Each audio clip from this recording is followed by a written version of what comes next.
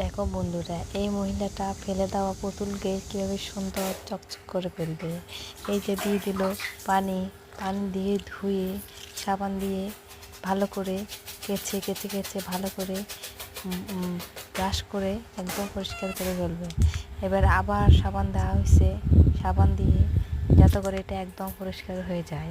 কারণ ওই মহিলাটির সামর্থ্য ছিল না তার বাচ্চাকে আরেকটা পুতুল কিনে দেওয়ার জন্য, তাই ওই মহিলা বাচ্চার জন্য কষ্ট করে হলেও এটাকে পরিষ্কার করতেছে, হাতুড়ি দিয়ে ফিটে এটা পরিষ্কার করে ফেলতেছে। দেখো বন্ধুরা, এটা আস্তে আস্তে কত পরিষ্কার হয়ে যাচ্ছে।